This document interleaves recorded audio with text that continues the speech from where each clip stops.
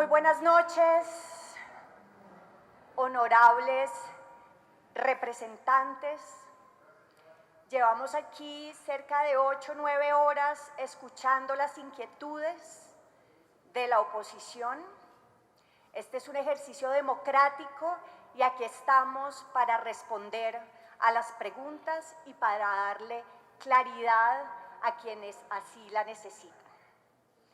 Mi norte, como mujer, como madre y como ministra, ha sido siempre estar del lado de los vulnerables, del lado de quienes han estado históricamente marginados. Y eso lo he hecho con la convicción de que desde mi lugar en el mundo, que ha sido antes la academia y hoy es estar en el gobierno del cambio, puedo tener acciones que impactan y que permiten ayudar a que esas brechas de inequidad se cierren. Yo me hice en una universidad pública, estudié y me gané becas para poder hacer mis estudios de doctorado, de maestría y de postdoctorado. Durante 22 años he trabajado como profesora en distintas universidades, los 8 últimos como profesora de la Universidad del Valle. Soy orgullosa de tener esa trayectoria, no solamente por haber sido maestra, porque con mis estudiantes aprendo, sino porque es esa trayectoria la que hace 13 años me llevó a conocer las comunidades mineras tradicionales. Y es junto con don Arnulfo en el Palmar, con Lisifrey en La Toma, con doña Luisa en Cerroteta, que he conocido el sector minero y energético de este país. No fue con las corporaciones, fue con la gente. Y a esa gente, a esas comunidades, hoy me debo. Defiendo lo público, defiendo los bienes comunes, defiendo a los jóvenes a quienes este planeta nos pertenece. Defiendo a las mujeres porque históricamente nos han marginado, no a mí solamente. Yo soy una mujer privilegiada, privilegiada porque tuve acceso a la educación, porque tengo una familia que siempre me ha respaldado. Estoy hablando de las mujeres como Briseida y como doña Elenita en Miranda, que siguen hoy siendo perseguidas por su voz de defensa a un proyecto de paz total. Estoy hablando de voces de mujeres como la de Nacha, que todavía hoy tiene que disputársela con los mineros que utilizan mercurio que afecta la salud reproductiva de las mujeres de su comunidad. Hoy las mujeres somos el cambio y estoy aquí para defender también esa voz y ese liderazgo. Yo no estoy aquí haciendo una carrera política, yo estoy aquí defendiendo un programa de gobierno y ese programa de gobierno se comprometió con un cambio que ya comenzó. A veces el cambio da miedo, a veces el cambio genera oposición, pero el cambio es también lo que esta ciudadanía decidió después de décadas y siglos. Somos el gobierno del cambio y como gobierno del cambio asumo esta moción de censura con la responsabilidad y con la dignidad que este recinto me merece. Con responsabilidad y con certeza, también aprovecho esta oportunidad para explicarle al país cuál es precisamente esa política mineroenergética que como gobierno del cambio hoy lideramos. El cambio climático global, la crisis climática y ambiental es una realidad. El panel intergubernamental sobre cambio climático, que se conoce como IPCC, sacó hace un año un informe que dice que la temperatura del planeta ya aumentó en promedio 1,1 grados centígrados. Se espera que en los próximos 20 años la temperatura aumente al menos 1,5 grados centígrados y por eso, respondiendo a esa realidad inminente, es que los países, desde lo que se conoce como la COP21, que se realizó en París, desde ahí los gobiernos se comprometieron a unas reducciones de gases de efecto invernadero, incluido nuestro gobierno, que entonces dijo que debíamos reducir nuestros gases de efecto invernadero en un 20% para el año 2030. Sin embargo, hace un año, en la Conferencia de las Partes de Cambio Climático, la misma COP que se realizó en Glasgow, Escocia, en ese momento los gobiernos identificaron que el esfuerzo debía ser mayor y por eso entonces incluso el gobierno colombiano, el gobierno del doctor Duque, decidió que iba a aumentar su compromiso y la reducción de emisiones sería entonces de 51% para 2030. Esta realidad de la descarbonización de la economía, de asegurar que se reducen las emisiones de gases de efecto invernadero, tiene hoy por hoy una consecuencia también en cómo funcionan las economías globales. Ahora bien, estas no son solo cifras. Para las comunidades más vulnerables en países como el nuestro, que es de los países más desiguales y empobrecidos, para esas comunidades estas cifras son realidades cotidianas. Vemos La Mojana inundada, hoy estaban mis colegas ministros precisamente haciendo un diálogo regional vinculante para entender cuáles son los desafíos y cuáles las salidas desde la participación vinculante que se pueden generar para estos problemas. El cambio climático genera unos fenómenos climáticos extremos que son más frecuentes, que son más severos y que son más prolongados. En el caso de Colombia, el hecho de que hoy tengamos por tercer año consecutivo un fenómeno de la Niña responde precisamente a esa manera como el cambio climático precisamente se comporta. Hola, porque no es solamente un tema de temperatura, sino un tema de cómo en el trópico está cambiando las precipitaciones y los fenómenos climáticos extremos. Precisamente por esa situación extrema en términos climáticos, la Unidad para la Gestión del Riesgo de Desastres ha declarado la emergencia climática, porque sabemos que al menos 3.000 eventos han sucedido este año, que al menos 250 personas han muerto en estos acontecimientos y que tenemos más de 600.000 personas afectadas, 5.000 viviendas destruidas y 10.000 más viviendas afectadas. Es decir, que en Colombia el cambio climático mata, desplaza, le arrebata los medios de vida a los más vulnerables. ¿Y eso entonces qué significa? Significa que el cambio climático tiene también costos. Esos costos suelen quedar por fuera de los cálculos de las economías nacionales. Cuando hablamos del Producto Interno Bruto, no internalizamos cuáles son los costos de ese cambio climático. Y es, por un lado, los costos que cuestan los daños, pero también los costos de aquella riqueza que dejamos de percibir precisamente porque ya no estamos produciendo los mismos cultivos, porque las vacas ya no pueden estar en las mismas fincas silvopastoriles, etc. Eso quiere decir que debemos hacer cuentas completas.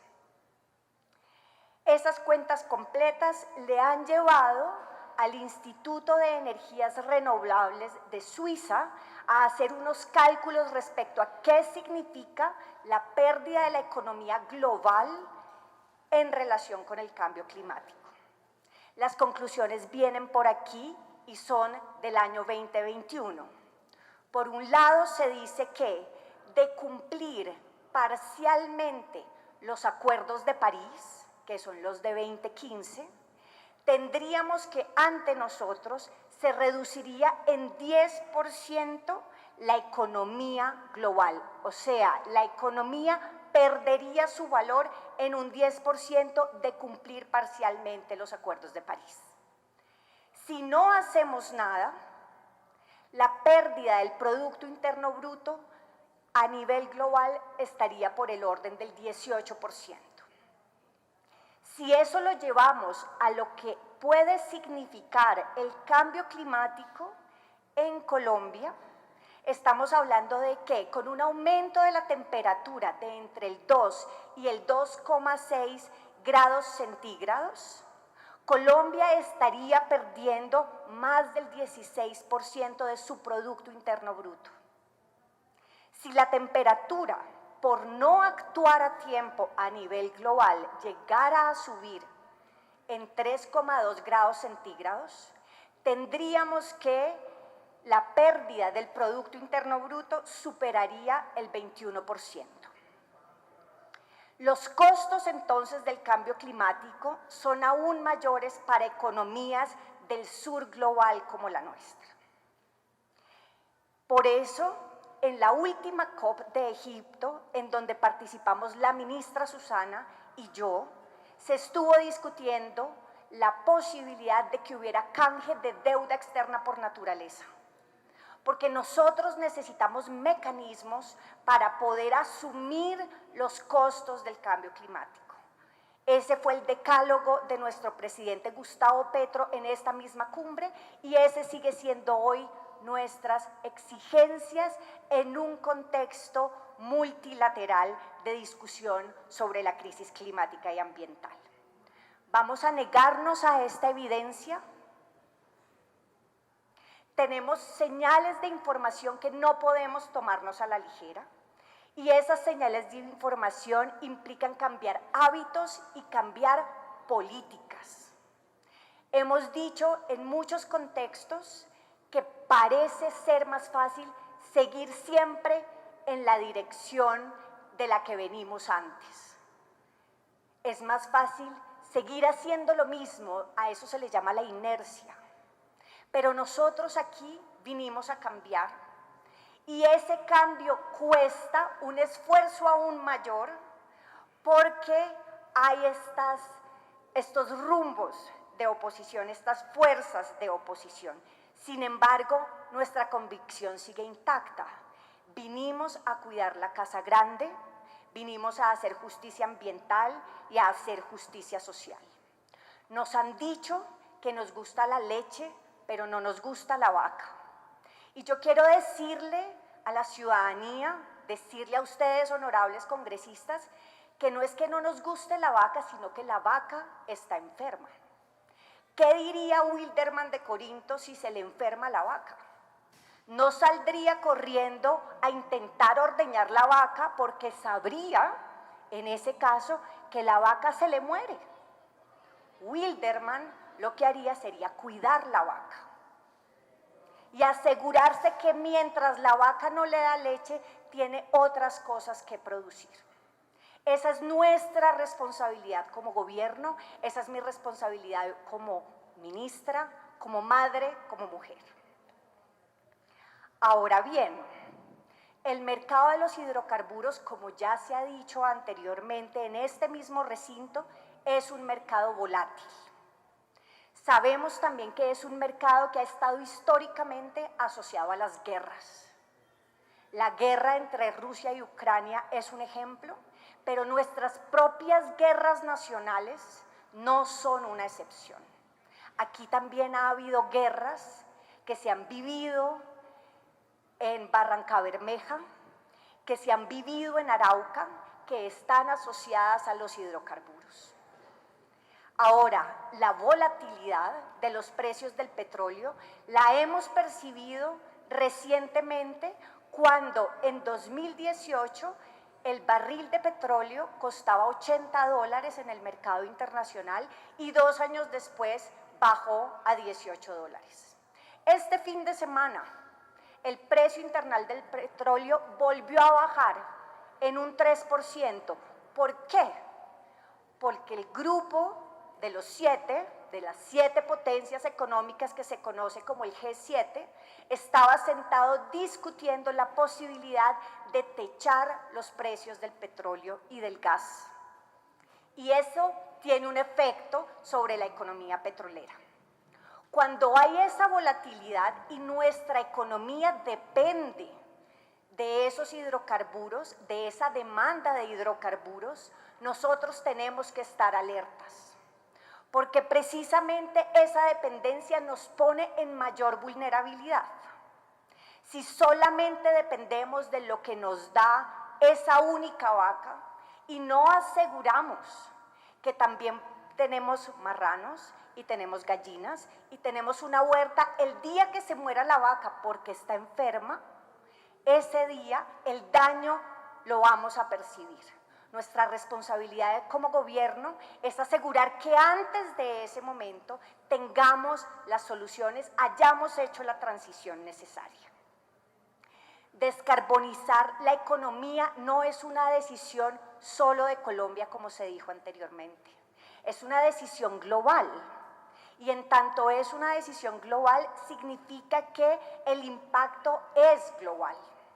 Los países europeos están absolutamente comprometidos con su descarbonización. Y esa descarbonización entonces va a tener impactos sobre el mercado petrolero.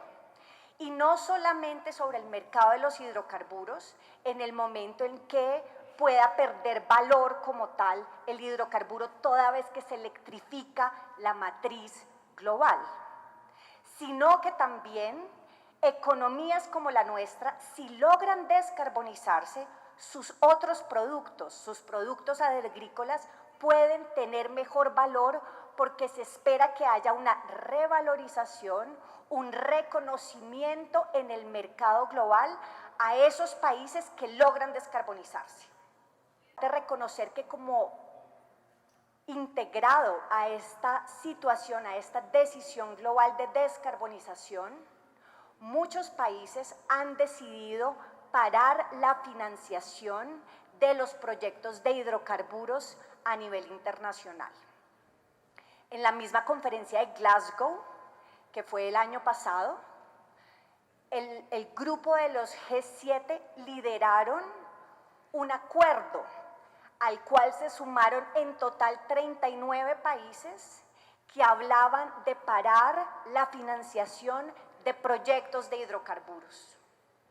Es decir, que hay una decisión global respecto a parar la inversión. ¿De dónde entonces se espera que nuestra economía siga creciendo a partir de una inversión que ya no va a crecer más? Los países europeos han liderado este cambio en la matriz de inversiones. Y hoy 39 países a nivel global dicen que desde finales de 2022, es decir, ya, no se va a realizar más inversiones en países foráneos, como seríamos nosotros, ni para gas, ni para petróleo, ni para carbón. Es precisamente reconociendo esa realidad macroeconómica que nosotros necesitamos hacer un cambio. Necesitamos reconocer ese cambio global para ajustarnos nosotros y ser pioneros latinoamericanos en ese cambio. Se espera que de esa transición que está sucediendo a nivel internacional respecto a las inversiones en proyectos de hidrocarburos, esos mismos 33.000 millones de dólares que se invertían antes en hidrocarburos, hoy migren a energías renovables y sobre todo a energías renovables no convencionales. Así nos lo ha hecho saber el European Investment Bank, que en Egipto firmó con nosotros una declaración conjunta en donde nos ratificaba que no están interesados en realizar inversiones en hidrocarburos, pero sí en energías renovables en nuestro país. Y esa es la ruta por la cual tenemos que seguir avanzando. La Agencia Internacional de Energía ha confirmado que dado esta transición global en las inversiones, las energías eólicas se cuadruplicaron en 10 años, entre 2010 y 2020, y que las energías solares subieron 20 veces, precisamente porque la financiación en estos campos está creciendo. La descarbonización también tiene un efecto sobre la transformación del parque automotor a nivel global. Hoy, en estas semanas, se está discutiendo por parte de los países en Europa en qué momento se van a dejar de importar y de producir carros a gasolina, para pasarse solamente a la producción e importación de carros eléctricos. Los países más audaces, Noruega y Dinamarca, han dicho que esa transición se hará entre 2025 y 2030. Países como Suecia, Suiza y el Reino Unido han dicho que se realizará entre 2030 y 2035. India y China están diciendo que lo harán en 2035. Quiere decir que a nivel global la demanda de petróleo va a cambiar. ¿Qué va a pasar con la vaca cuando ya no quieran su leche? Nosotros hoy tenemos la responsabilidad de pensar ese futuro y no dejar que nos sorprenda, sino asegurar que hacemos una diversificación de la economía y que pasamos de la economía extractivista a una economía productiva. Y esa es una responsabilidad de todos en este gobierno, desde el presidente, los funcionarios públicos, hasta cada uno de nosotros los ministros. Sabemos que el hecho de no tener diversificada nuestra matriz exportadora tiene unos desafíos. Y esos son los desafíos que en este Congreso, honorable Congreso de la República, deberíamos estar afrontando, y es cómo vamos a industrializar este país. Decía ahora una de las ponentes que necesitábamos industrializar el país porque no estaba industrializado, y en eso estamos absolutamente de acuerdo. Se necesita esa industrialización y eso requiere esfuerzos del gobierno y esfuerzos también de este honorable Congreso. No de otra manera vamos a lograr que cuando se descarbonice la economía global, cuando se deprecie la economía de los hidrocarburos, vayamos a poder responder las demandas sociales que todavía tenemos, y en eso estamos de acuerdo.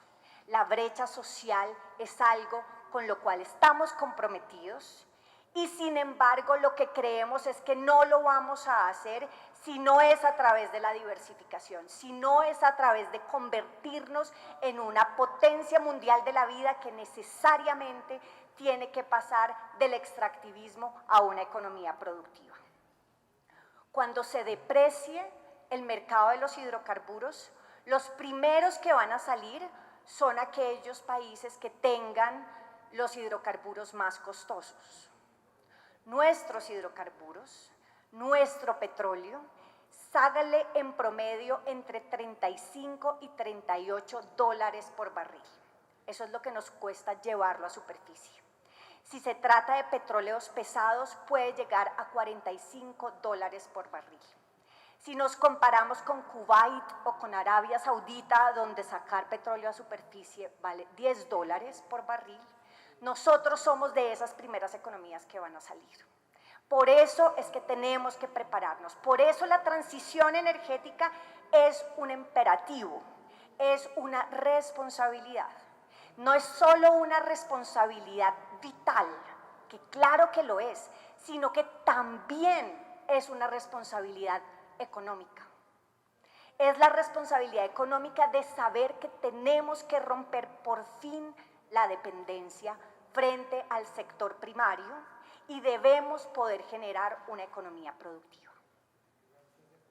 Es entonces este deber ambiental como económico el cual afrontamos desde esta cartera de Minas y Energía, y la pregunta que nos hacemos es ¿Cómo vamos a hacer esa transición energética? El mensaje que quiero darles a continuación es que es una transición energética que será segura y gradual. Lo he dicho antes y lo repito esta noche. Lo primero que hemos hecho desde hace 2 meses que iniciamos mesas técnicas con la Asociación Colombiana de Petróleo y Gas, pero también con la ANH, fue unificar cifras. Aquí muchos de ustedes han llamado la atención sobre eso y es verdad. Las cifras no estaban unificadas, pero esa no es responsabilidad de nuestro gobierno. Responsabilidad de nuestro gobierno es hacer las mesas técnicas que nos permitan hoy tener una cifra que todos compartimos en el sector, y es que tenemos 381 contratos en este momento. De esos 381 contratos, 118 están en exploración. Con el análisis que hemos avanzado en esas mesas técnicas, hemos tomado la decisión de, por un lado, acompañar aquellos contratos que se llaman en fase 0 o fase preliminar. ¿Por qué? Porque creemos que es importante dar las garantías de exploración de manera que no sufran cuellos de botella, que además se haga con responsabilidad social y ambiental, y que de esos contratos logremos saber en 8 años, tal vez, qué son los recursos que tenemos disponibles. También a través de estas mesas técnicas logramos identificar que hay 35 contratos suspendidos. De esos 35 contratos suspendidos, hay 32 que podrían tener recursos que son de interés para el país. Nuestro compromiso es revisar ahora cada una de las situaciones y encontrar cuáles de esos son viables y de qué manera podemos nosotros desde este ministerio acompañar en la gestión adecuada de los recursos del subsuelo. Entonces, nuestro compromiso con la seguridad energética del país y también, por supuesto, con el marco fiscal de mediano plazo es revisar esos contratos y asegurar que nosotros les damos una garantía de ejecución a través del acompañamiento. Aquí se ha preguntado mucho en este recinto, los medios insisten en si va a haber nuevos contratos o no. Un tema que todos debemos conocer es que cualquier nuevo contrato que hipotéticamente se firme mañana solo tendría en promedio resultados en 8,6 años. ¿Qué está pasando en el mundo en 8,6 años? En 8,6 años se está haciendo toda la transformación del parque automotor de Europa, está arrancando China, está arrancando India. ¿Dónde va a estar entonces la demanda de esos hidrocarburos que estaríamos de pronto descubriendo en ese momento? ¿Por qué entonces tener que salir a lotear el país si realmente el momento en el que sabemos que hay una demanda y que los precios están adecuados es hoy? Por eso entonces decimos que para nosotros una prioridad es utilizar la tecnología, y para eso estamos hablando de recobro mejorado. Es verdad que en el país ya se ha hecho recobro mejorado.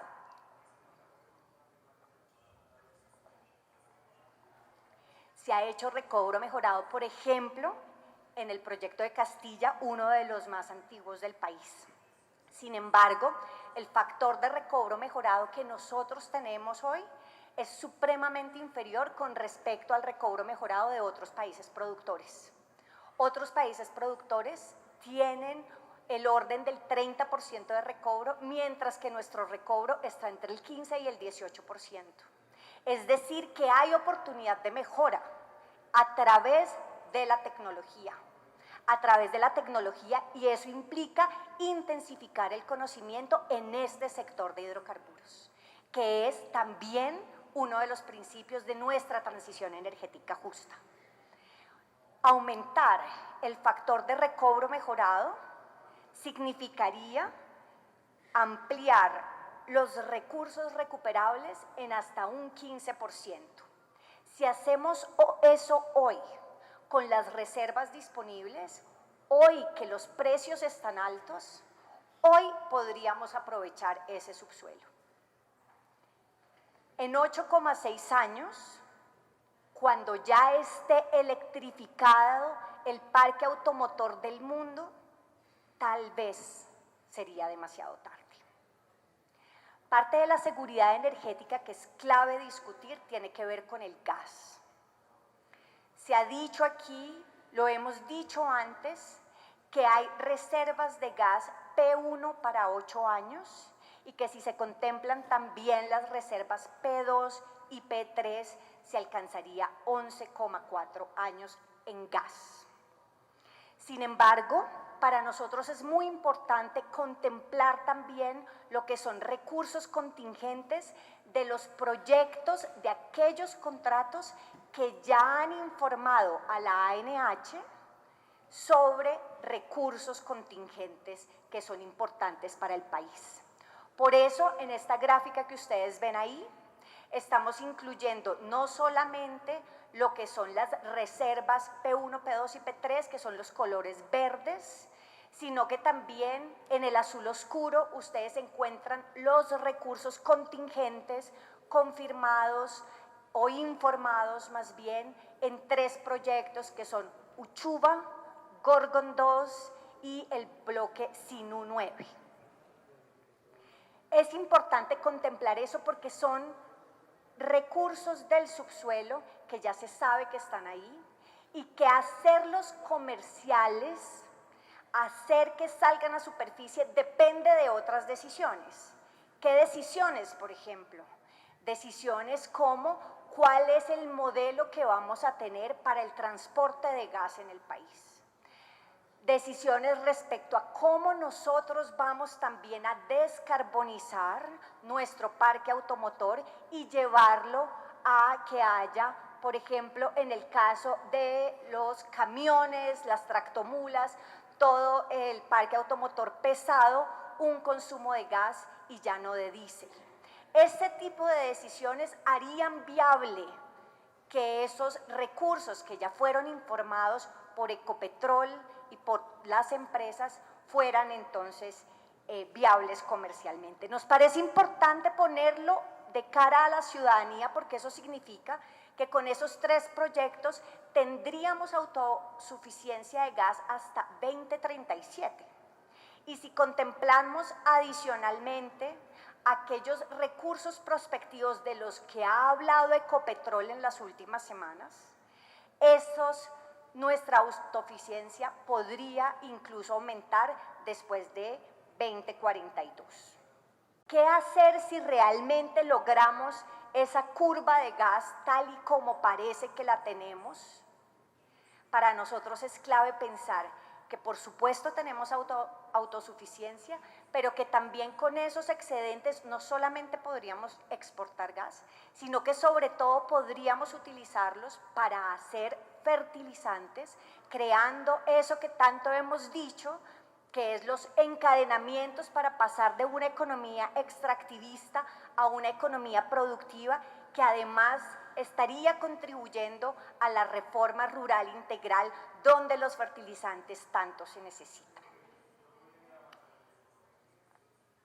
Adicionalmente, tenemos vía el decreto 381 del 2012 nuestro compromiso de garantizar la confiabilidad y la seguridad energética del país, que desde la resolución 2302 del 2020 se dijo que se haría a través de 7 proyectos estratégicos para el sector gas.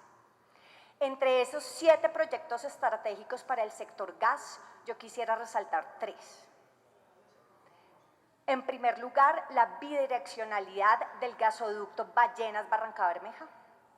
En segundo lugar, la bidireccionalidad del gasoducto Ballenas-Barranquilla. Y en tercer lugar, la regasificadora del Pacífico.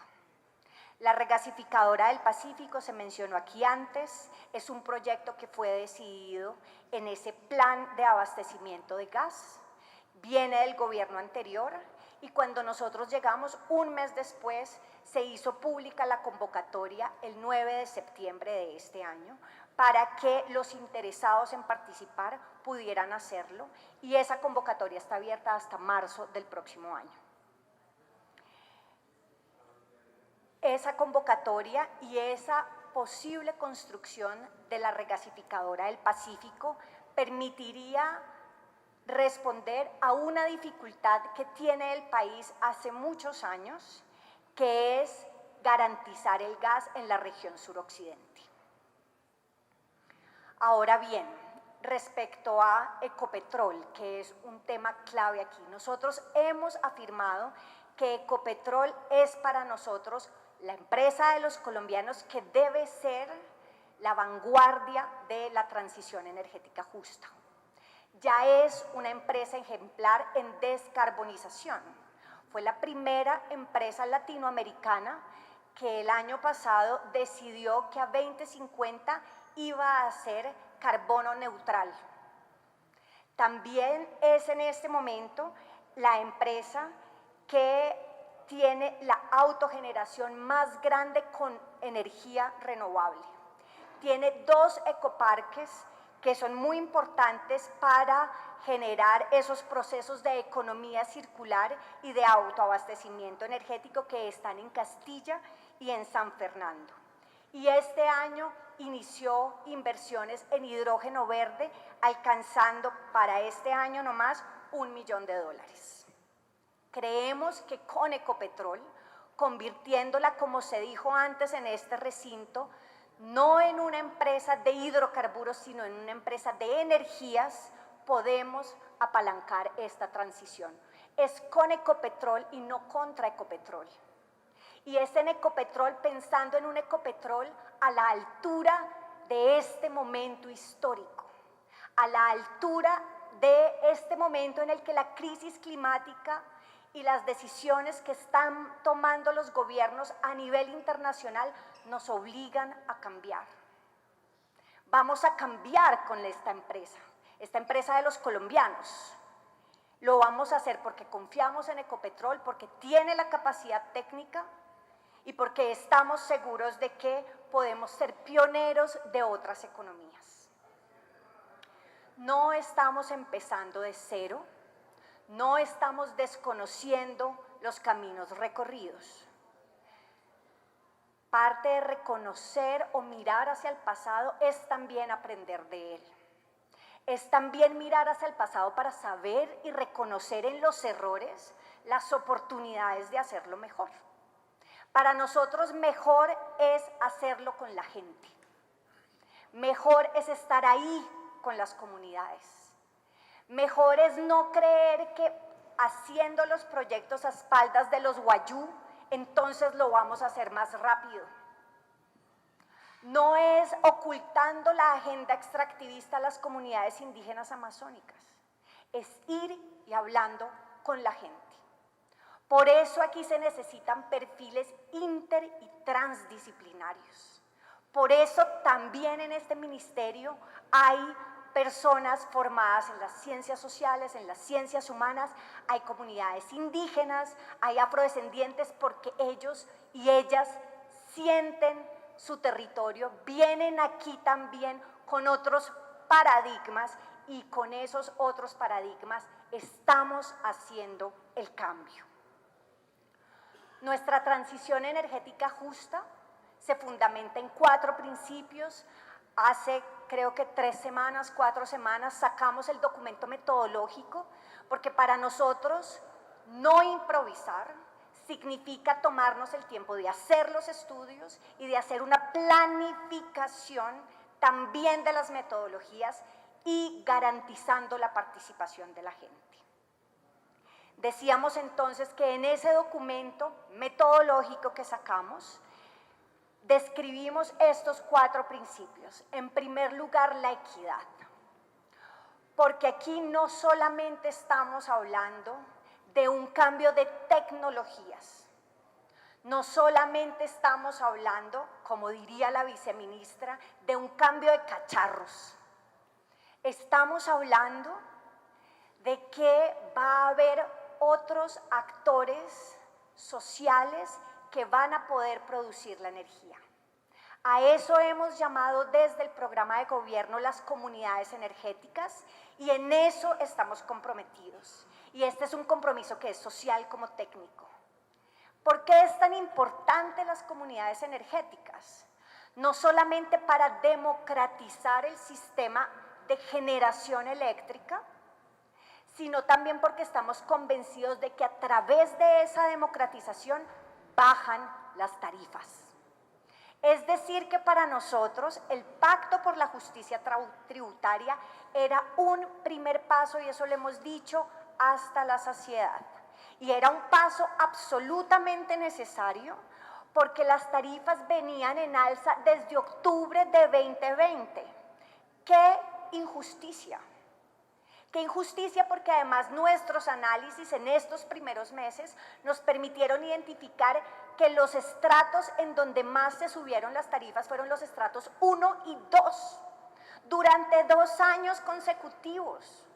Nosotros en 100 días hicimos todo lo que estaba a nuestro alcance para lograr renegociar más de 800 contratos, sentarnos con más de 80 agentes del sector eléctrico y a través de 4 resoluciones bajar por primera vez en 2 años las tarifas.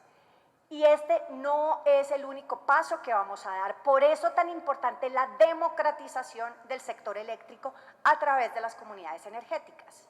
Porque las energías renovables no convencionales son más baratas y una energía más barata puede entrar a competir en este libre mercado energético en el que estamos metidos hoy después de la Ley 142.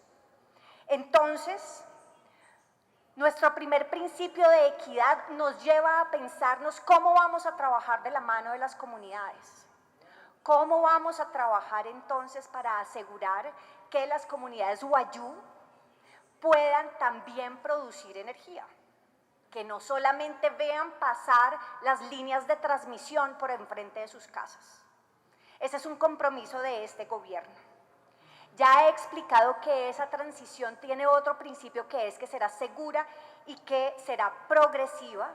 Eso quiere decir que nuestra prioridad es que los contratos que hoy tenemos, 381 contratos, tengan una garantía jurídica. Y entre esos 381 contratos, que los 118 en exploración aseguren su proceso. Y que de esos los 35 que están en fase 0 podamos acompañarlos hasta que logren llegar a una determinación de cuáles son los recursos disponibles en esas áreas que les han sido asignadas. La participación vinculante es un principio de este gobierno y es un principio de la transición energética justa. Por eso hemos tenido 60 distintas reuniones con actores diferentes de este sector minero energético. Hemos dicho siempre, este es un ministerio de puertas abiertas, pero también por eso mismo hemos hecho el esfuerzo de ir a las comunidades, de hablar con la gente. 16 eventos con comunidades hemos tenido hasta el momento para tener esa oportunidad de escucha y de co-construcción. Y eso para nosotros es clave y por eso en los diálogos regionales vinculantes que amadrinamos, Barranca Bermeja y Barranquilla, logramos la participación de más de 15.000 personas. Y no solo se trata de tener a 15.000 personas discutiendo por primera vez en la historia de este país el Plan Nacional de Desarrollo, sino que además tuvimos ahí mesas dedicadas a la transición energética justa que hoy estamos sistematizando para asegurar que las conclusiones van a ser parte de las bases del Plan Nacional de Desarrollo. Nuestro compromiso con hacer que las voces de los excluidos hoy sean gobierno es total. Nosotros nos debemos a esas comunidades y hoy estamos aquí para que su voz sea gobierno. Y seremos, por supuesto, intensivos en conocimiento en esta transición energética, porque no solo el caso del recobro mejorado es ejemplar respecto a cómo una nueva y mejor tecnología permitiría incrementar el factor de recobro pasando de 15 o 18 a 30, sino que las energías renovables y las renovables no convencionales tienen todavía mucha inventiva que nosotros debemos poder desarrollar. En los minerales y cómo vamos a hacer una prospectiva de los minerales estratégicos para la transición energética, tenemos mucho de ciencia, tecnología e innovación que queremos aplicar. Y ahí sí que venir de la academia sirve un montón porque sabemos lo que el conocimiento puede darle a una nación cuando la sociedad se hace intensiva en conocimiento, como lo diría Mazzucato. Estamos tomando lo mejor de lo que viene de tiempo atrás, no sin reconocer que también hay cosas que se pueden hacer mejor. Una buena transición es la que se planifica y la que se concreta. Por eso nosotros en los próximos 6 meses vamos a estar diseñando con la gente a través de una planificación que ya fue socializada, vamos a estar construyendo la hoja de ruta. Construyendo la hoja de ruta de la transición energética justa porque no se ha hecho antes, no con los horizontes que hoy tenemos, no con las metas de reducción de gases de efecto invernadero que se contrajeron el año pasado, no con la noción que hoy tenemos respecto a cómo otros países se descarbonizan, no con la intención clara de hacer la transición energética justa de la mano de las comunidades. Por eso es importante hoy hacer la ruta. Y en esa construcción están todos ustedes invitados. Se trata entonces de un diálogo que es nuestro compromiso con la justicia, un compromiso en el que estamos desde el primer día de este gobierno y que significa poner a la gente, poner al usuario y poner al ciudadano en el centro. A veces ese lugar político, esa decisión política de poner a la ciudadanía y a las comunidades en el centro, genera miedo, genera resistencia, genera oposición. Pero para nosotros ese es el cambio que vinimos a hacer. Es el cambio de hoy estar actuando del lado de la justicia, del lado de la gente. Y ese cambio, esa actuación del lado de la gente y de la justicia, queremos darla con ustedes, honorables congresistas. Queremos construir con ustedes ese futuro a la altura de nuestros sueños. Queremos construir con ustedes, honorables congresistas, una nación que todos nos merecemos, que es una nación donde Colombia sea potencia mundial de la vida, y en eso les invito a todos y todas a compartir este camino. Muchas gracias.